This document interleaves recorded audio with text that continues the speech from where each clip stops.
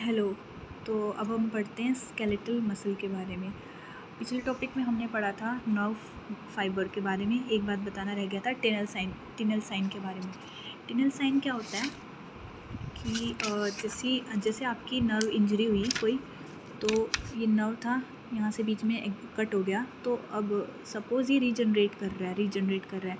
ये नर्व यहाँ से यहाँ तक जाना है इसको, ओके। इसके ऊपर सपोज़ बाहर की लेयर है, तो ये रीजनरेट कर रहा है, इसको यहाँ तक जाना है। अब सपोज़ यहाँ पर है ये, अब यहाँ पे इतना रीजनरेट हो गया, ओके। तो आप एक टेस्ट करते हो ये असेस करने के लिए कि आपकी जो नर्व डैमेज हुई है वो रीजनरेट हो रही है या नहीं। तो आप क्या करते हो, अब हमें इस नर्व का रूट पता है कि ये इस मसल को या इस स्ट्रक्चर को क्या करती है, इनर्वेट करती है। तो जब आप इस नर्व फाइबर को जहाँ इंजरी हुई है वहाँ पे टैप करते हो, तो आपको सेंसेशन, नंबिंग सेंसेशन, एक टिंगलिंग सेंसेशन फील होती है थ्रू आउट द रूट जहाँ पे उसको जाना है। तो इस पूरे रूट पे आपको क्या फील होएगी, एक टिंगलिंग सेंसेशन फील होएगी। तो इसी को टिनल साइन बोलते हैं और ये असेस करने में हेल्प करता है कि आपकी नर्व रीजनरेट हो रही है। एक और हाँ, बस इतना ही था ये वाला कॉन्सेप्ट, ओके। सो अब इस वीडियो का टॉपिक है स्केलेटल मसल के बारे में। तो इस टॉपिक को एक्चुअली बहुत ही बड़ा टॉपिक है कि कैसे स्केलेटल मसल कॉन्ट्रैक्ट करती है, तो यहाँ पॉसिबल नहीं होगा, जितना होगा मैं बताने की कोशिश करूँगी। तो स्केलेटल मसल में भी वही, स्केलेटल मसल भी स्केलेटल फाइबर्स की बनी है। जैसे हमने न्यूरॉन्स के फाइबर्स देखे थे, वैसे ही इसके ऊपर भी लेयर आती है, endomysium, then perimysium and epimysium. ये 3 लेयर्स आती है हर मसल फाइबर्स के ऊपर। जब हम स्केलेटल मसल्स को देखते हैं तो हमें उसमें black and white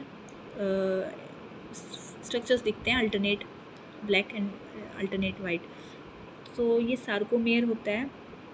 sarcomere is the smallest functional unit of the skeletal muscle, sarcomere. और जो सार्कोमेयर की जो मेम्ब्रेन होती है उसको सार्कोलेमा बोलते हैं। अब ये वाला जो पूरा टॉपिक है इसको मैं नहीं बता रही, इसमें बस एक ही लाइन याद रखनी है कि जब हम सार्कोमेयर को देखते हैं तो कौन सा स्ट्रक्चर है, कौन सा बैंड है जिसकी लेंथ चेंज नहीं होती स्केलेटल मसल कॉन्ट्रैक्शन में। तो ए बैंड है, उसकी लेंथ चेंज नहीं होती, बाकी सब बैंड में कुछ ना कुछ आपको चेंजेस देखने को मिलते हैं। एक ये लाइन याद रखनी है कि टाइटिन है वो मसल स्प्रिंग होती है and it is the largest protein in humans.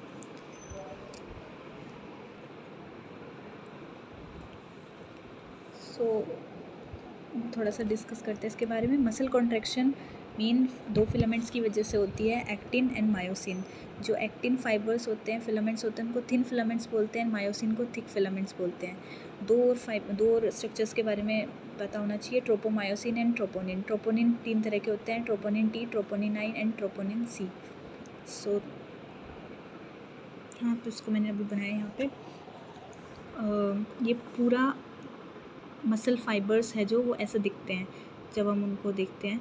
तो ये आपके पास जेड लाइन है, जेड लाइन से अटैच होती हैं ये फाइबर्स, ये जो दिख रहे हैं इनको बोलते हैं थिन फाइबर्स या एक्टिन फाइबर। ये है एक्टिन फाइबर और ये बीच में है थिक फाइबर या मायोसिन फाइबर। तो एक जेड और दूसरी जेड के बीच में जो पूरा स्पेस है ये इसको बोलते हैं एक sarcomere. Similarly next 2 Z line के बीच में जो होता है इसको बोलते हैं दूसरा सार्कोमेयर। सो एक सार्कोमेयर एक कॉन्ट्रैक्शन यूनिट है। सिमिलरली हर सार्कोमेयर ऐसे कॉन्ट्रैक्ट करता है, पूरी की पूरी मसल क्या होती है, कॉन्ट्रैक्ट करती है। अब अगर ये दोनों जेड लाइन आपस में पास आएंगी तो पूरी मसल्स में ऐसे सिमिलरली हर जेड लाइन पास आएगी तो पूरी की पूरी मसल क्या हो जाएगी, कॉन्ट्रैक्ट कर जाएगी। अब इसमें ध्यान रखना, ये मायोसिन है, ये एक्टिन फिलामेंट्स। एक्टिन को थिन बोलते हैं क्योंकि ये थिन दिख रहे हैं, लेकिन जो बीच वाले मायोसिन होते हैं ये थिक फाइबर्स होते हैं। और जो थिक फाइबर्स है, मायोसिन है, इनको जेड लाइन से कनेक्ट करती है टाइटिन। जो बीच से पार्ट दिख रहा है आपको, इसको एम लाइन बोलते हैं। ये दोनों जेड लाइन है, ओके। अब कॉन्ट्रैक्शन कैसे होते हैं वो देखते हैं। हाँ, तो ये बनाया मैंने इसी पूरे स्ट्रक्चर को, इन दोनों फाइबर्स को बनाया यहाँ पे। ये 2 आ जाते हैं आपके पास एक्टिन एंड ये आ जाता है मायोसिन। अब एक्टिन एंड मायोसिन ऐसे अरेंज होते हैं।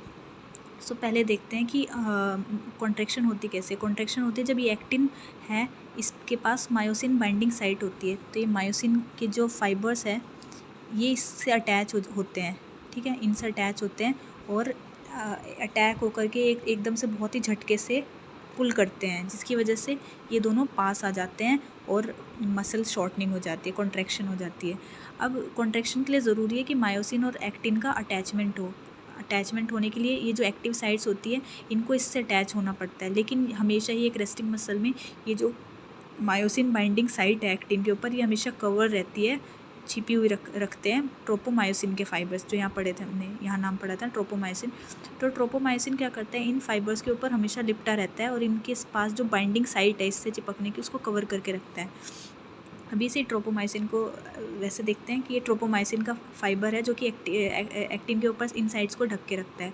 अब इस ट्रोपोमायोसिन के ऊपर भी ट्रोपोनिन, जो यहाँ पढ़ा था हमने 3 तरह के ट्रोपोनिन, वो कवर करके रखते हैं उन एक्टिन बाइंडिंग साइट्स के ऊपर, जहाँ जहाँ से इसको अटैच होना होता है। अब हमें मसल को कराना है कॉन्ट्रैक्ट, इन दोनों के बीच में क्या बनाना है, अटैचमेंट बनाने। अटैचमेंट बनाने के लिए एक्टिव साइट्स को खोलना पड़ेगा। एक्टिव साइट्स कवर रहती है इन तीनों से, ट्रोपोनिन टी, आई एंड सी। ठीक है, ट्रोपोनिन टी का मतलब है ये वो ट्रोपोनिन है जो कि ट्रोपोमायोसिन के साथ बाइंड होता है। ट्रोपोनिन सी का काम है कि कैल्शियम के साथ बाइंड होता है। ट्रोपोनिन आई है वो इनहिबिट करता है इन दोनों की अटैचमेंट को, की फुल फॉर्म है टी फॉर ट्रोपोनिन और ट्रोपोमायोसिन के साथ बाइंड होना। ट्रोपोनिन सी का काम है कैल्शियम के साथ बाइंड होना सी से, एंड आई मतलब इनहिबिट, ये इनहिबिट करते हैं इन दोनों के अटैचमेंट को। अब ये इस साइड से कब हटेंगे, जब आपके पास बाहर से क्या आएंगे, कैल्शियम आएंगे। अब सपोज़ इस मसल सार्कोमेयर के अंदर कैल्शियम आ गए, कैल्शियम आकर के क्या करते हैं, इस ट्रोपोनिन सी के साथ बाइंड हो जाते हैं। ट्रोपोनिन सी के साथ बाइंड हो गए तो कैल्शियम और ट्रोपोनिन सी ने कॉम्प्लेक्स बना लिया और ये पूरा का पूरा जो स्ट्रक्चर है ये यहाँ से हट जाता है। जब ये वाले जो तीनों स्ट्रक्चर है ये इस स्ट्रक्चर से हट जाते हैं तो जो एक्टिन और मायोसिन के साथ बाइंड करने वाली साइड्स है वो एक्सपोज हो जाती है और ये एक्टिन मायोसिन के साथ अटैच हो जाता है और एक पुल देता है, झटका देता है, जिसकी वजह से दोनों ही पास आ जाते हैं और मसल कॉन्ट्रैक्ट हो जाती है। तो देखा जाए तो मसल कॉन्ट्रैक्शन में इन दोनों का अटैचमेंट ज़रूरी है। अटैचमेंट के लिए इन साइड्स को खाली करना ज़रूरी है। ये साइड्स कब खाली होती है, जब कैल्शियम आके इसके साथ बाइंड होता है। तो मेन देखा जाए तो कैल्शियम का आना इम्पॉर्टेंट है मसल के कॉन्ट्रैक्शन में। ओके, अब देखते हैं कि ये कैल्शियम आया कहाँ से। तो ये बनाया मैंने कि ये कैल्शियम आया कहाँ, हमें ये पढ़ना है। ठीक है, तो जब भी हमें किसी मसल को, ये मसल है, कभी भी हमें किसी मसल को कॉन्ट्रैक्ट कराना होता है तो हमें नर्व के थ्रू सिग्नल आएगा कि, ठीक है, तो ये नर्व्स लेकर आएगी सिग्नल इलेक्ट्रिकल एक्शन पोटेंशियल के थ्रू कि इस मसल में कॉन्ट्रैक्शन कराना है। तो फाइनली ये आ गया आपका न्यूरो मस्कुलर जंक्शन। एक न्यूरॉन है, एक मसल का जंक्शन है। ओके, तो इस जंक्शन में आपने इस न्यूरॉन ने क्या रिलीज़ कर दिया, न्यूरोट्रांसमीटर रिलीज़ कर दिया। न्यूरोट्रांसमीटर से यहाँ पे चैनल्स होते हैं, तो हम मान के चलते L चैनल्स होते हैं यहाँ पे। ओके, तो देखते हैं कि इस एक चैनल प्रेजेंट होता है, उसको बोलते हैं DHPR। DHPR क्या करता है, उस एक्शन पोटेंशियल को सेंस करता है और यहाँ पे एक आपके पास मसल सेल में स्ट्रक्चर होता है, उसको बोलते हैं सार्कोप्लाज्मिक रेटिकुलम। जैसे हमारे पास एंडोप्लाज्मिक रेटिकुलम पढ़ा था हमने फर्स्ट चैप्टर में, तो ऐसे ही सार्कोप्लाज्मिक रेटिकुलम किसका ER है, मसल्स के पास जो ER होते हैं उनको सार्कोप्लाज्मिक रेटिकुलम बोलते हैं। ठीक है, इस सार्कोप्लाज्मिक रेटिकुलम का काम है कैल्शियम को स्टोर करके रखना, कैल्शियम को स्टोर करके रखना। ठीक है, तो इस सार्कोप्लाज्मिक रेटिकुलम के ऊपर एक रिसेप्टर होता है, उस रिसेप्टर को बोलते हैं राइनोडीन रिसेप्टर। राइनोडीन रिसेप्टर, ये नाम इम्पॉर्टेंट है। ठीक है, तो जैसे ही इम्पल्स आई यहाँ पे जनरेट हुआ तो DHPR ने सेंस किया कि एक्शन पोटेंशियल आ गया, मतलब मैसेज आ गया मसल को कॉन्ट्रैक्ट कराने का। तो DHPR सिग्नल दे देता है राइनोडीन रिसेप्टर को और इस सार्कोप्लाज्मिक रेटिकुलम को, और सार्कोप्लाज्मिक रेटिकुलम इस राइनोडीन रिसेप्टर से क्या करती है, कैल्शियम को रिलीज़ कर देती है मसल में। अब जैसे ही सिग्नल आया, कैल्शियम रिलीज़ हो गया, राइनोडीन रिसेप्टर, R से याद रखना, R से रिलीज़, राइनोडीन रिसेप्टर ने क्या कर दिया, कैल्शियम को रिलीज़ कर दिया। अब ये कैल्शियम जाएगा और इस वाली साइड पे अटैच हो जाएगा और इसको एक्टिन के पास जो मायोसिन बाइंडिंग साइट है उसको एक्सपोज कर देगा, जिसकी वजह से दोनों अटैचमेंट हो जाएगी और ये पुल करके मसल को कॉन्ट्रैक्ट कर लेगा। तो ये पूरी थी कि कैसे एक मसल कॉन्ट्रैक्ट करती है। तो हमने इसमें देखा कि कैल्शियम का क्या रोल है मसल के कॉन्ट्रैक्शन में। 2 फाइबर्स का नाम याद रखना है, एक्टिन एंड मायोसिन। ये इनका अरेंजमेंट ऐसे होता है, एक्टिन मायोसिन, ये बीच में मायोसिन है, साइड में एक्टिन होते हैं। इन दोनों लाइन को बोलते हैं जेड लाइन। जेड लाइन से क्या अटैच होती है, एक्टिन अटैच होती है। 2 जेड लाइन के बीच के स्ट्रक्चर को सार्कोमेयर बोलते हैं, बीच में एम लाइन होती है। तो ये अब इसमें देखना है कि अगर ये एक्टिन मायोसिन के साथ अटैच हो जाती है, ये है स्लाइडिंग फिलामेंट थ्योरी, ये मैं यहाँ डिस्कस नहीं कर रही हूँ, बट यूट्यूब पे देखना इस वाले पूरी प्रोसेस को, कैसे स्लाइडिंग फिलामेंट थ्योरी क्या करती है, एक पावर स्ट्रोक देती है। तो ये पावर स्ट्रोक दे करके पहले अटैच हो जाएगी और एक झटका देगी, जिसकी वजह से ये पास आ जाएंगी और मसल की शॉर्टनिंग हो जाएगी। सिमिलरली जितनी भी एक्टिन मायोसिन है, ये आपस में क्या बनाएंगे, अटैचमेंट बनाएंगे और चिपक करके झटका देंगे, जिसकी वजह से मसल की शॉर्टनिंग हो जाएगी। ये था पूरा कैल्शियम का role, actin myosin, tropomyosin and troponin का रोल। ओके, तो अभी पढ़ते हैं इन सब लाइंस को। तो पहली लाइन लिखी है कि लैम्बर्ट ईटन माइस्थीनिया सिंड्रोम। इसमें क्या होता है, ऑटो एंटीबॉडीज़ क्या कर देती है, वोल्टेज गेटेड कैल्शियम चैनल को डिस्ट्रॉय कर देती है न्यूरोमस्कुलर जंक्शन में। ये हमने पहले भी डिस्कस किया हुआ है, और चलिए एक बार फिर डिस्कस कर लेते हैं। जैसे मैंने यहाँ बताया कि न्यूरोमस्कुलर जंक्शन पे क्या होता है, न्यूरोट्रांसमीटर रिलीज़ होता है। तो इस वाले पार्ट को अगर हम यहाँ देखें तो ये हमारे पास एक न्यूरॉन है, न्यूरॉन की नर्व एंडिंग बनाई हमने, नर्व एंडिंग्स लेट्स से ऐसे बनाई है, ठीक है। तो यहाँ से एक्शन पोटेंशियल आया लास्ट में आ गया। ओके, तो ये एक्शन पोटेंशियल आ गया आपके पास नर्व की एंडिंग्स के पास। तो जब एक्शन पोटेंशियल आता है नर्व एंडिंग्स में, तो इसके पास कैल्शियम चैनल होते हैं। तो ये कैल्शियम चैनल खुल जाते हैं और कैल्शियम अंदर आ जाता है। अब कैल्शियम अंदर आते ही जो वेसिकल्स होती है हमारे पास न्यूरॉन्स के अंदर, जिनके अंदर न्यूरोट्रांसमीटर भरा होता है, तो वो कैल्शियम के आने की वजह से वो क्या करती है, मेम्ब्रेन के साथ फ्यूज़ कर जाती है, और ये जो न्यूरोट्रांसमीटर की थैलियाँ होते हैं, इनमें से क्या रिलीज़ हो जाता है, न्यूरोट्रांसमीटर साइनेप्स पे रिलीज़ हो जाता है। ओके, और वो न्यूरोट्रांसमीटर न्यूरोमस्कुलर जंक्शन पे जा कर के मसल को स्टिमुलेट करेगा। अब अगर एंटीबॉडीज़ बन जाती है किसके अगेंस्ट, इन कैल्शियम चैनल्स के अगेंस्ट, तो ये कैल्शियम को चैनल्स को डिस्ट्रॉय कर देंगी। कैल्शियम अंदर नहीं आ पाएगा, कैल्शियम अंदर नहीं आएगा तो न्यूरोट्रांसमीटर की थैलियाँ जो वेसिकल्स है वो फ्यूज़ नहीं करेंगे और न्यूरोट्रांसमीटर रिलीज़ नहीं होगा, जिस और फर्दर जो मसल है वो स्टिमुलेट नहीं होगी। तो इन एंटीबॉडीज़ की वजह से मसल में वीकनेस आ जाएगी, क्योंकि वो स्टिमुलेट नहीं हो रही है, वो काम नहीं कर रही है। तो इसी लाइन को यहाँ पे लिखा है कि Lambert Eaton syndrome, myasthenia syndrome, ये पूरा सिंड्रोम है, उसमें एंटीबॉडीज़ बन जाती है इन कैल्शियम चैनल के अगेंस्ट, जिसकी वजह से पैरालिसिस हो जाती है। दूसरा हमने ये भी पहले पढ़ा हुआ है कि बोट्युलिनम टॉक्सिन होती है, वो सिनेप्टोब्रेविन को डिस्ट्रॉय कर देती है, जिसकी वजह से एक्सोसाइटोसिस नहीं हो पाती न्यूरोट्रांसमीटर की, जिसकी वजह से फ्लैसिड पैरालिसिस हो जाती है। दोनों पहले भी पढ़े हुए हैं। अब ये पढ़ते हैं, अगर DHPR की एक्टिवेशन होती है, हमें पता है, तो वो राइनोडिन रिसेप्टर को ओपन कर देता है, जिसकी वजह से कैल्शियम रिलीज़ हो जाता है और मसल कॉन्ट्रैक्ट कर जाती है। ठीक है, अब है क्रॉस ब्रिज फॉर्मेशन। ये है स्लाइडिंग फिलामेंट थ्योरी है, जो कि कैसे मसल कॉन्ट्रैक्ट करती है एक्टिन और मायोसिन के बीच में कनेक्शन बनने को। तो जो कनेक्शन बना है उसको क्रॉस ब्रिज बोलते हैं। और पावर स्ट्रोक है कि वो इतना ATP यूज़ करके एक झटका देती है, जिसकी वजह से दोनों कॉन्ट्रैक्ट कर जाते, दोनों पास आते हैं और कॉन्ट्रैक्ट करते हैं। स्लाइडिंग फिलामेंट थ्योरी इसका नाम है। अब ये मसल कॉन्ट्रैक्ट कर गई। अब मैंने बताया था कि इनका अटैचमेंट होता है और इनको पावर स्ट्रोक देना होता है। अब इस अटैचमेंट के बाद जब पावर स्ट्रोक देना होता है तो इनको ATP अटैच हो जाता है। किस पे, यहाँ ATP अटैच होता है और मसल कॉन्ट्रैक्ट हो जाती है।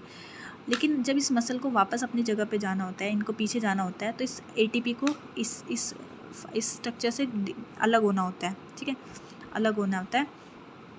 अब अगर ATP नहीं हाँ, तो ये लाइन लिखी है कि रिलैक्सेशन के लिए कैल्शियम को वापस सरका में ले लिया जाता है, वापस सार्कोप्लाज्मिक रेटिकुलम में ले लिया जाता है। तो इसको अगर मैं यहाँ समझूँ तो हमने ये पढ़ा था कि यहाँ से कैल्शियम रिलीज़ होता है। ठीक है, अब ये कैल्शियम अटैच हो गया उस पर, अब वापस इसको ट्रोपोमायोसिन कवर करेगा, तभी तो इसका अटैचमेंट नहीं होगा और ये वापस रिलैक्स हो जाएगी। तो वापस इसको कवर करने के लिए आपको कैल्शियम और जो ट्रोपोनिन C है उसको अलग करना पड़ेगा। तो कैल्शियम यहाँ से हट जाता है और ये वापस से कवर कर देते हैं इसको, जिसकी वजह से इन दोनों का इंटरेक्शन नहीं हो पाता है। अभी जो कैल्शियम अटैच हुआ था ये वापस जहाँ से आया था वहाँ चला जाएगा, तो ये सार्कोप्लाज्मिक रेटिकुलम था, इसके अंदर जाएगा। अब हमने बताया था राइनोडिन रिसेप्टर है वो तो रिलीज़ करता है, R से रिलीज़, R से राइनोडिन रिसेप्टर। एक दूसरा चैनल होता है उसको बोलते हैं सरका।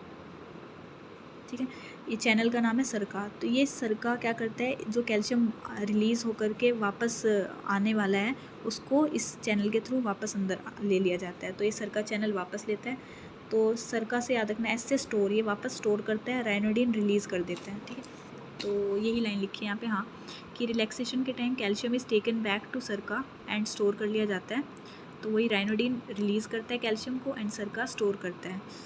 अब एक लाइन है कि अगर हम अगर राइनोडिन रिसेप्टर की एक्सेसिव एक्टिविटी हो जाए, तो आर से रिलीज़ है तो क्या हो जाएगा, एक्सेसिव अमाउंट में कैल्शियम रिलीज़ हो जाएगा सार्कोप्लाज्मिक रेटिकुलम से, और ज़्यादा ही अमाउंट में कैल्शियम रिलीज़ होने की वजह से ज़्यादा कॉन्ट्रैक्शन होगी, क्योंकि कैल्शियम का क्या काम था, अटैच होकर के इसको सेपरेट करना और इन दोनों को अटैच करवाना, मसल कॉन्ट्रैक्ट कराना। तो ज़्यादा रायनोडिन रिसेप्टर की एक्टिविटी से ज़्यादा रिलीज़, ज़्यादा कैल्शियम रिलीज़ होएगा तो ज़्यादा अटैचमेंट, ज़्यादा इन दोनों को अलग करके इन दोनों को चिपकवाएगा और मसल कॉन्ट्रैक्ट करेगा।